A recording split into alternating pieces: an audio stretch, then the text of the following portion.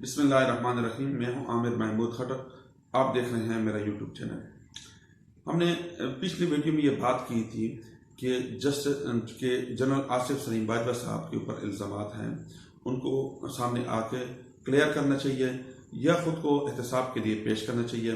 तो इस सिलसिले में आसिफ सलीम बाजवा साहब ने मामले ख़ुसूसी बराए वज़ीर आज़म के अहदे से इस्तीफ़ा दे दिया और टीवी टॉक शो में आकर ये कहा कि कौन सा प्लेटफार्म है जहां मैं खुद के एहतसाब के लिए पेश करूं। मेरी वीडियो देखने से पहले आप मेरे चैनल को सब्सक्राइब करें, लाइक करें, बेल आइकन पर क्लिक करें ताकि आपको मजीद अच्छी वीडियो मिल सके। ये बहुत ही अहसन इक़दाम है, हमें इनकी तारीफ करना चाहिए, क्योंकि पाकिस्तान में एक कल्चर डेवलप हो गया है कि वो हर किसी पे इल्ज़ामात लगते रहते हैं, लेकिन जिन पे इल्ज़ामात लगते रहते हैं वो भी इनकी परवाह नहीं करते, वो भी इसी में खुश होते हैं। वरना एक इज्जतदार इंसान के लिए ये काफ़ी होता है कि उस पर इल्ज़ामात लगें और वो खुद को पेश करें और क्लियर करें, क्योंकि उनकी इज्जत ये गवारा नहीं करती कि वो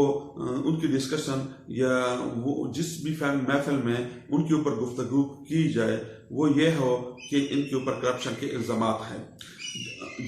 जो जनरल आसिफ सलीम बाजवा साहब हैं, उन्होंने टीवी टॉक शो में आकर कहा कि मैं खुद को एहतसाब के लिए पेश करता हूँ। कौन सा प्लेटफार्म है कि जहाँ पे मैं खुद को एहतसाब के लिए पेश करूँ और मेरा एहतसाब हो। ये बहुत और इस्तीफ़ा वज़ीर आज़म इमरान खान साहब को भिजवा दिया है। अभी इमरान खान साहब के पास भी ऑप्शन है, क्योंकि इमरान खान साहब ने खुद ही एहतसाब का नारा लगाया था और बहुत सारे अपोजिशन के ट्वीट भी इस सिलसिले में आए थे, जिस तरह मरीम नवाज और शहबाज शरीफ का कि इस बारे में ट्वीट आए थे और मीडिया और सोशल मीडिया में भी एक तूफान बर्पा हो गया था कि इनको खुद के लिए एहतसाब के लिए पेश करना चाहिए। अभी इमरान खान साहब के लिए 2-3 ऑप्शन है कि एक कमेटी बनाए हुकूमत की तरफ से, इनके एहतसाब करें, अगर ये क्लियर हो तो इनको इन इल्ज़ामात से बाहर लाकर इनको दोबारा अपने फ़राइज़ सर अंजाम देने का मौका दे। या दूसरी बात यह है कि इमरान खान इनका केस किसी इदारे नैब या किसी और इदारे को उनका केस दे दे ताकि वो इनका एहतसाब करें और ये केस क्लियर हो और ये क्लियर होकर खुद को बेकसूर साबित करे। अब सारी गेम इमरान खान साहब की है, या अदालत के थ्रू या कोई ऐसी कमेटी बना लें कि इनका एहतसाब हो सके। ये एहतसाब होकर जब क्लियर हो जाएंगे, कम से कम ये हमारे सियासतदानों के लिए एक मिसाल है। तमाम सियासतदान जिनके ऊपर इल्ज़ामात हैं उनको खुद को भी पेश करना चाहिए और कहना चाहिए कि हम खुद को पेश करते हैं, हम हर चीज़ से इस्तीफ़ा देते हैं, बजाय इदारों को गालियां दें, दूसरों पे इल्ज़ामात लगाएं, चाहे वो हुकूमत के लोग हो चाहे अपोजिशन के लोग हों, सबको अपने आप को एहतसाब के लिए पेश करना चाहिए। सुबह शाम टीवी टॉक शो में और सोशल मीडिया में सुबह शाम डिस्कस होने के बजाय बेहतर है कि खुद को एहतसाब के लिए पेश करें।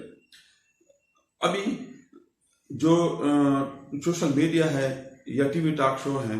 अगर आसिफ सलीम बाजवा साहब क्लियर होते हैं तो उनके ऊपर अब मजीद बात करना बिल्कुल अखलाकियात के मुनाफी है, बल्कि ऐसा है कि खामखा किसी को जबरदस्ती धकेल दिया जाए और इसमें जरूर फिर किसी साजिश की बू आ रही होती है। हुकूमत के भी कुछ लोग हैं और अपोजिशन में तो बहुत सारे लोग हैं जिनके ऊपर इल्ज़ामात हैं, उनको चाहिए कि खुद को एहतसाब के लिए पेश करें। दूसरी अपोजिशन की तरफ से एक अहम डेवलपमेंट हुई है कि मियां मोहम्मद शहबाज शरीफ पहली दफ़ा कराची गए हैं, आसिफ अली जरदारी साहब से मिले हैं। मेरे तो इसमें इनके ऊपर मुख्तलिफ राय हैं। वो ये है कि मिलना बहुत अच्छी बात है, ज़रूर मिलना चाहिए। ज़रूरी नहीं है कि हर बंदे का दुश्मन हर वक्त हो, ज़रूरी नहीं है कि हर बंदे से हर वक्त दूसरों का इख्तिलाफ हो। जो आज के दोस्त होते हैं वो कल के दुश्मन बन जाते हैं, जो कल के दुश्मन होते हैं वो आज के दोस्त बन जाते हैं। दुनिया में कोई शख्स भी ऐसा नहीं है कि जिससे दुश्मनी 20-20 साल 30-30 साल 25-25 साल दुश्मनी की हो और फिर उसके बाद जो है ना ये दुश्मनी कायम हो। बहुत सारे लोग बहुत सारे की जिंदगी में ऐसे होते हैं कि जिनको वो अच्छे नहीं लगते, लेकिन कुछ अरसे के बाद वो जब उनके साथ ملتے ہیں تو اچھے لگنے لگتے ہیں، یا بہت سارے لوگ ایسے ہوتے ہیں جو بہت ہی گناہوں کی زندگی بسر کر رہے ہوتے ہیں، لیکن اچانک وہ توبہ کر لیتے ہیں اور اپنے آپ کو اپنے آپ کو بہتر کر لیتے ہیں، اپنے آپ کی اصلاح کر لیتے ہیں، تو پھر ان کے ساتھ دشمنی کسی بھی صورت بنتی نہیں ہے۔ اصل دشمنی ہوتی ہے انسان کے ساتھ نہیں، اعمال کے ساتھ۔ میرا نہیں خیال کہ اس مسئلے کو اتنا اچھالنا چاہیے۔ ہاں، جہاں پہ اچھالنا چاہیے وہ یہ ہے کہ چونکہ کراچی اس وقت پانی میں ڈوبا ہوا ہے، اور جب